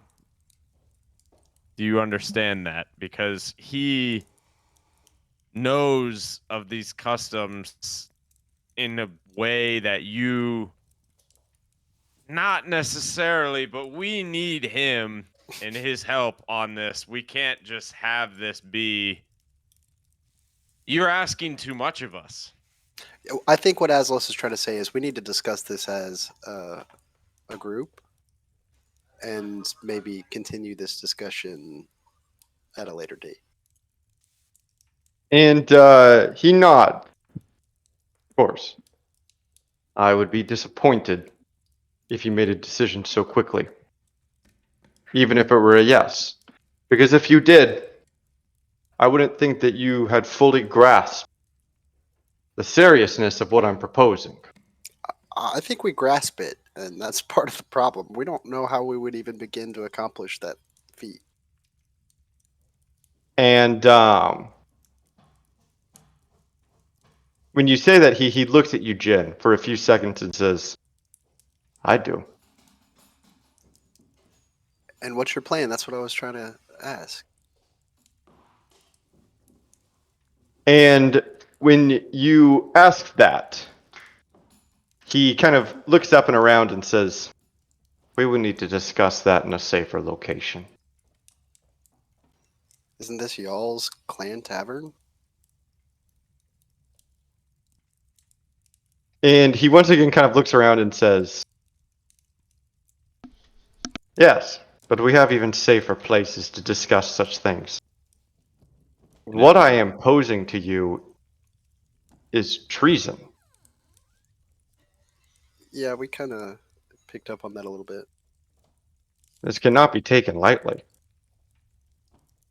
And that goes part of what I was saying about how it was such a big ask, and I don't know.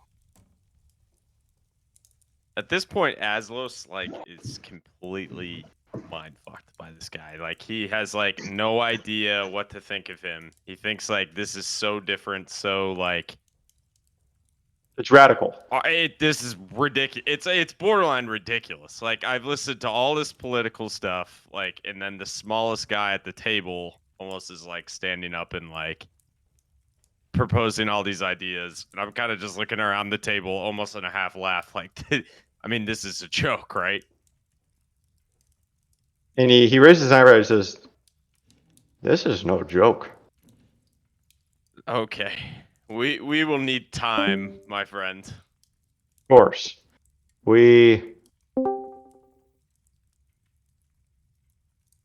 Us lynxes are close to our roots. We believe that we should be governed by the laws of nature, not by the laws of dwarves. They have encroached too far. And he kind of is looking at each one of you as he's kind of saying this. I was under the impression that the Diamond Dragons were rule breakers. I've read your chronicles. I know of you as the Black Dragons. I've read what you've done. I've followed you for many a moon. You do not play by rules. You are not governed by laws. And he sits down and he says, I was hoping when you came here, I would find the Black Dragons, not the Diamond Dragons. We've changed, man. Apparently. And at that moment, Jaryu, you emerge from the bathroom.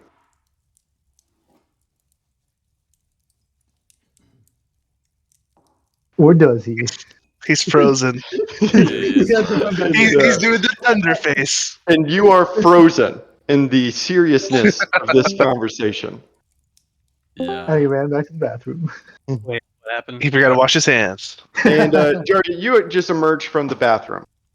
Yeah. You take your seat.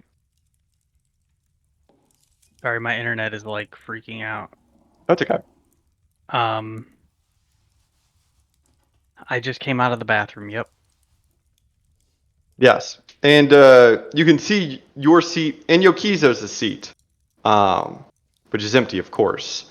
And as you kind of come back out into the room, the members of the Diamond Dragon and Tor kind of turn to look at you. And Tor kind of hands out a seat and he says, I'm glad you're feeling better. Please join us. I don't think I will. And then I kind of say, I don't think I really will either. And I say not to be in any which way. And I'm going to just, at that point, get up and leave and go outside. I just have no... I like, it's not that I don't respect him. I just am tired of listening to what I view as just nonsense at this point. I want to leave. Okay. Yes, and I've heard a great deal while I was in the bathroom, and Tor, what you speak of is impossible. I mean, hands down. If you want representation, that would mean representation for all. You sit here and tell us that you're selfless in your motivations, which is blatantly untrue, and then accuse all the other clans of being selfish. And that's the same thing they say about everybody else.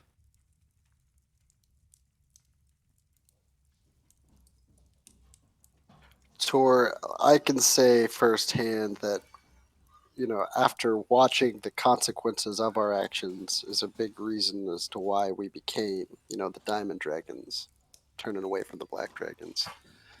And so, we like to look at these kind of decisions with a little less haste and try to look at the consequences. So have you really played out what your plan's going to lead to? And he is looking between the group of you as you make your cases known. And because of this, he doesn't see you, Thunder, duck down for your fork as you slip the nature's mantle over you. And I need a dexterity check as you attempt to hide.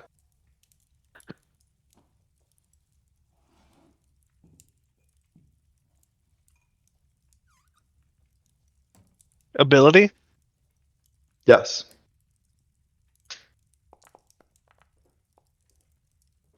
And, oh, I'm sorry, a stealth check. I was about to say, I was like,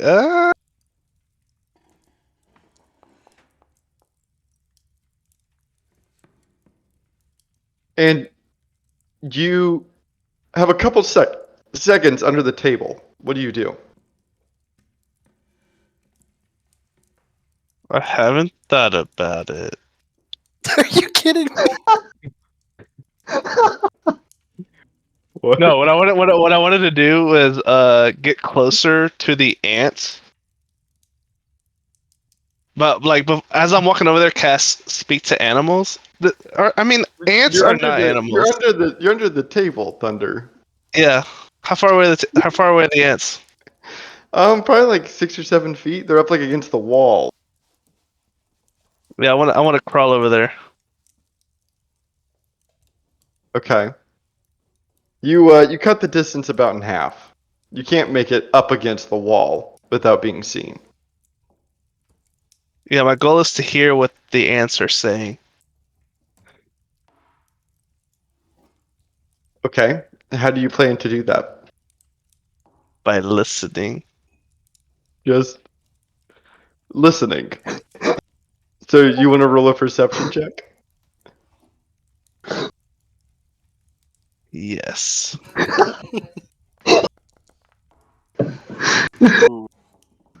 I hear all. You Thank God I left. Oh my God. What? What? You swivel your cat ears and kind of focus them in on the line of ants that are walking. Mhm. And you can hear their feet strike the stone floor. You listen as they snap their mandibles against each other.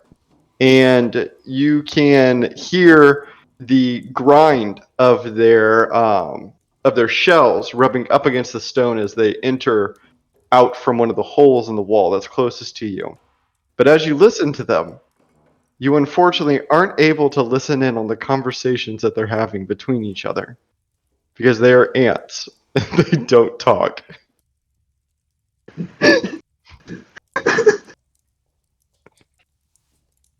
The last thing I do before I go back to the table is, and you probably weren't ready for this, David.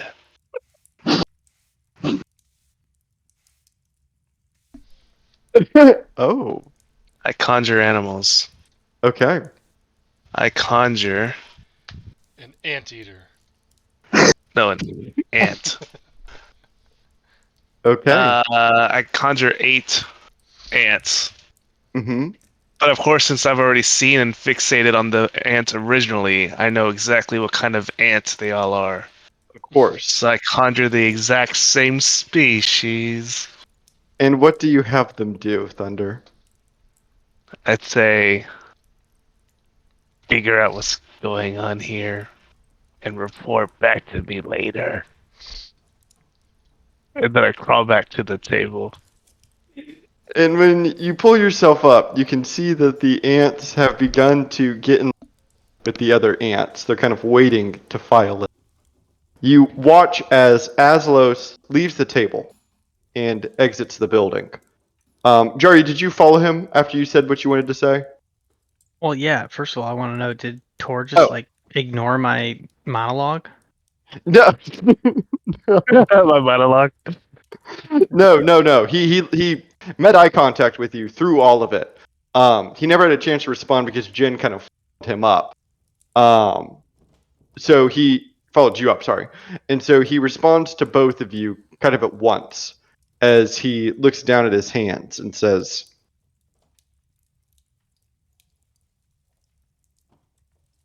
I understand that what I am proposing is radical. But I believe for the betterment of this city and this nation, something radical must be done. And so you choose to speak for yourself instead of all minor clans. And he turns and looks at you, Jaryu, and says, I do not intend to speak for all minor clans. I intend to act for all minor clans. I mean, that's not what your argument sounded like. You said that the Lynx clan have friends, and the Lynx clan have power, and the Lynx clan need a vote. You've got Wait. really good hearing, Joe. We do. We have all of these things. Yeah. But and what you're so- forgetting They don't have fart is fans that back then. So. we want to use this power, this friendship, to destroy it. None of these things mean anything to us. and what There's- fills the vacuum? It should be the decision of the people, not a system that they had no say in.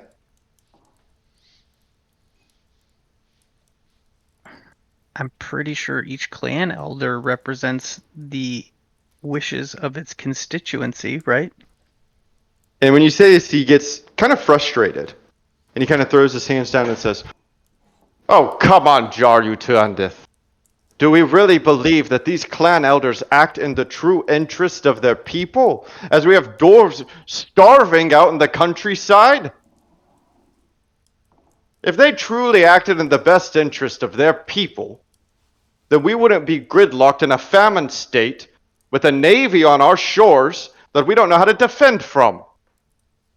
You don't have to expound upon me the misideals of our representatives, right? I mean, look, no one's had it harder than the Worm Clan, but this is disingenuous in the least, right? And nefarious at its worst.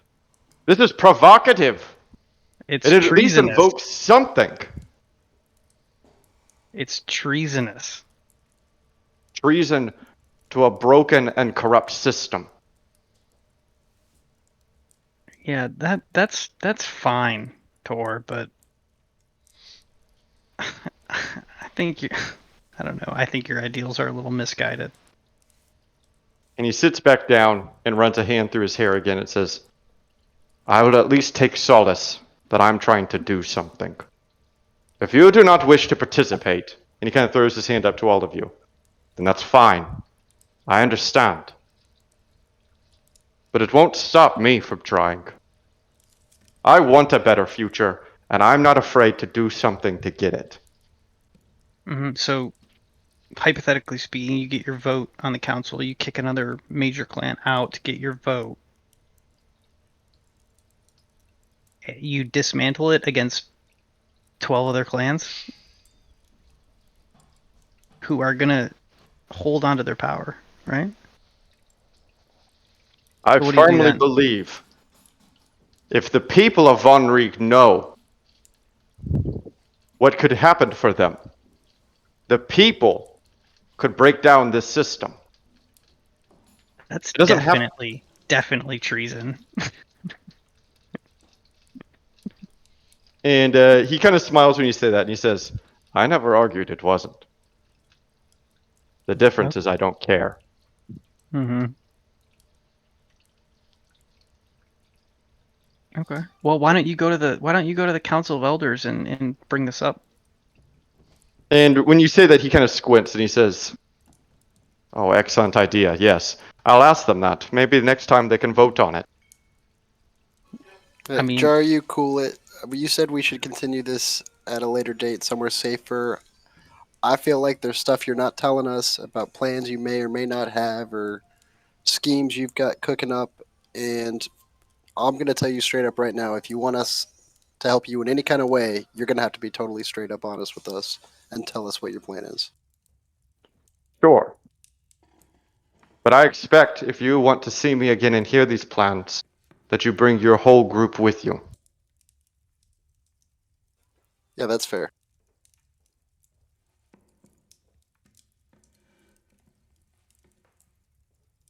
And a silence hangs over the room as the group of each other kind of look at each other. And that's when I stand up saying, I found my fork. God damn it, Thunder. And I with found that- my fork. With that, I would like to Oh end my the session God. with Yokizos. My God. Yokizos, you find yourself in a long hallway. This hallway is unlike any other hallway that you have seen in Von Riek. It is floored with marble. And not just any kind of marble, but a gold and silver marble. And as your face is laying against the marble, and you have a good amount of time to look at it, you realize that this marble is truly gold. It is shining in your eyes. And as you look up, you see the length of this hallway. And this hallway is particularly striking to you. It is lined with columns, like the Romans, and it extends downwards maybe 50 meters or so. And at the end of it is a striking view. You can see that unlike anywhere else in Von Riek, there is actual sunlight pouring through the roof as it constructs a beam. And you realize that this temple is open to the outside. And sitting underneath the beam of light sitting on a beautiful pedestal in all of its glory, is something that you have only ever seen in statues or in dreams. And resting in the sunlight on an altar, you see the golden shield of Balma. As I look up, my face is still on the ground, and I'm like, this is the most ornate thing I've ever seen in Van Riek. And this holy relic of the dwarves shines in the sunlight. Oh shit. You can see its runes are carved to absolute perfection, as it radiates a holy aura that any paladin would envy. And stepping around the corner of this holy altar is a dwarf that you have spoken to dozens of times. And he looked at you with a soft smile as you see in front of you the High Priest of Balma. And he opens his arms slightly to you. He is wearing purely gold robes that are filamented with white. And in the center of these robes are the unmistakable swirls of Balma. And centered in the middle is the ever-watching eye of the Sea King. And he opens his arms to you and gives you a smile and says, "And they said you wouldn't finish the 6th rite. Welcome to Van Riek, Yokizos." So I quickly push my do like a push up to get up off the ground, and quickly throw my feet underneath me and try to dust myself off. And I'm like, what was the 6th rite? And almost like magically, a scroll appears, and he reads it and says, "Reaching Van Riek." Wait, reaching Van Riek? To come to our city. That's a rite? So every dwarf has done that? And he kind of cocks his head and he says, "To reach the holy temple in Van Riek." Oh, that's where we're at. Sorry, I didn't know. I thought the lift was gonna go all the way up. I didn't know I was gonna teleport, and I was stepping. And sorry. And he takes a step forward and kind of gives you a nod and says, "Welcome to the Temple of the Gods, Van Riek. And then Let me show you around." Yeah. Fat, not fat, but hearty arm clasp. And I don't even say anything to him. I'm just kind of looking around wow. Enjoying And it. yeah, he leads you up to the holy shield of Balma. And this shield is ornate in the most chosen way. It is crafted with wave symbolism across its rim, the runes of Balma in its center, and filamented to the highest degree. Like I said before, it radiates a holy aura, and you feel yourself naturally drawn just to run your finger across the metal of its shield length. But the High Priest kind of stops you and says, "Any mortal who touches this metal burns immediately. Do not ever touch it, Yokizos." Yeah, my hand shoots back so fast. Oh, shit. Fuck that. I'm definitely mortal, so don't want to touch that. And he kind of looks at it longingly and says, "It is said that only those chosen by Balm wield this shield." And he kind of looks over and looks up at you. "And I have never seen it wield." How old are you? And he kind of smiles and says, "Too old to have never seen it wield." And what? I don't know if I've ever actually gotten your name. Every time I talk to you, it's through, God links and stuff.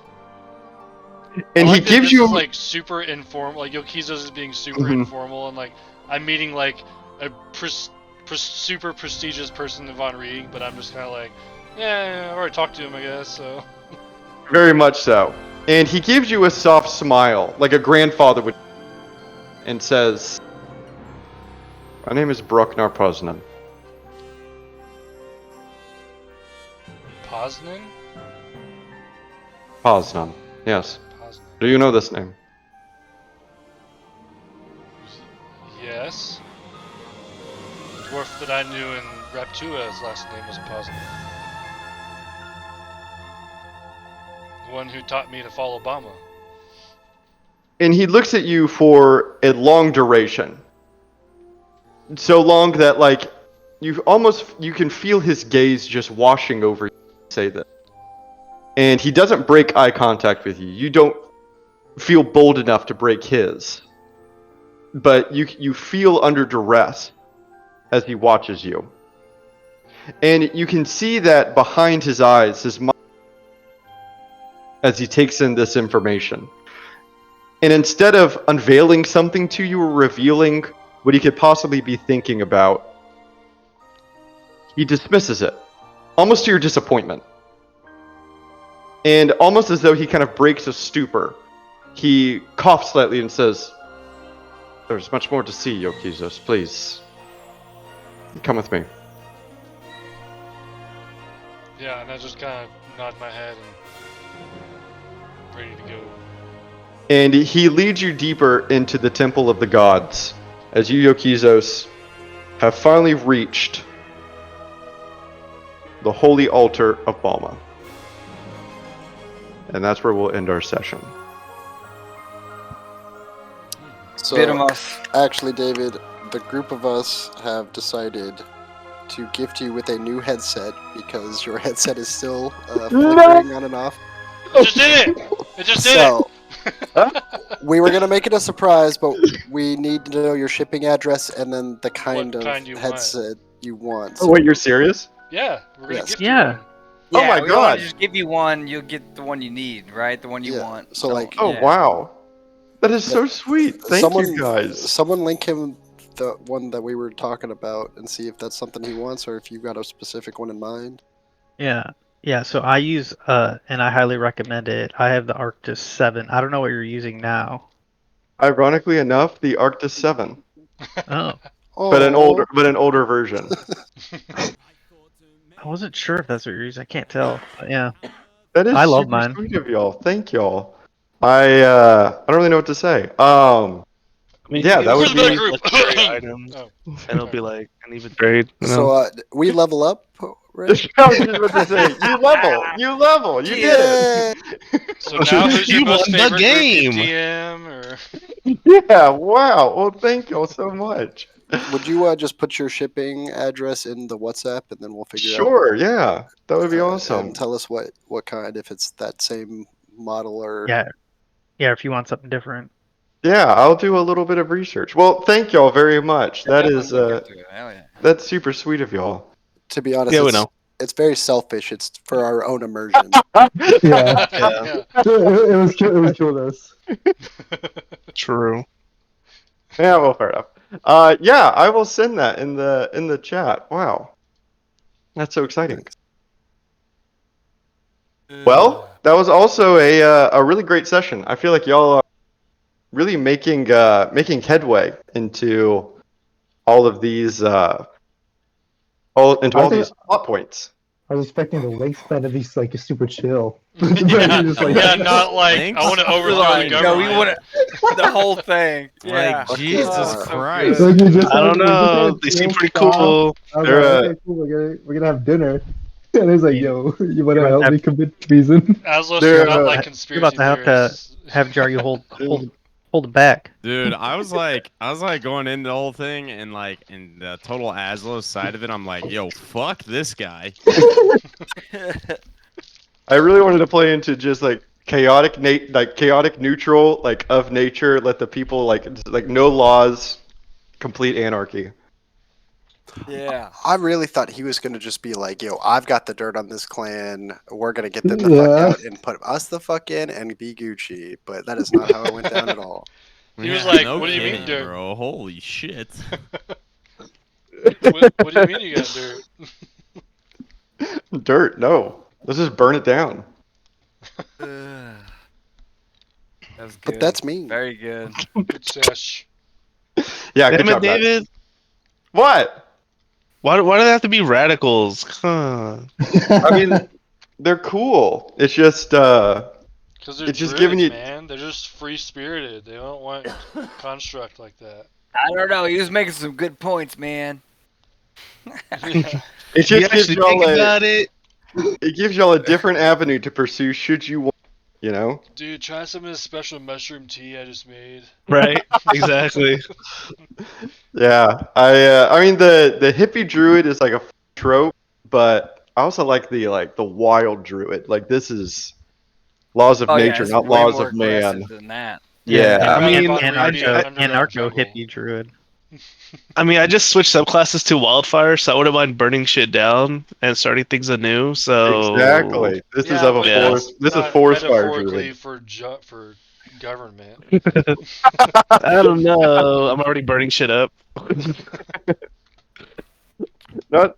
I also like the idea of like these like fantasy kingdoms and whatnot that like not everyone's cool with like the monarchy. I mean, it is Yeah, pretty that fun. makes sense. Yeah, they should. Yeah, It makes there's sense. no way, but right? like They're our all group's happy. not gonna. Yeah. But yeah, but definitely for the group, it would be like, Hey, wait, what? Derna's not too happy about clans. I mean, that's a thing for sure. Yeah, I mean, That'll definitely happen. still a radical take, but Yeah. Hey guys, I'm dead. I'll catch y'all later. Catch Yeah. you yep, next same. time. I will talk to y'all Alright. later. Later. Good night, guys.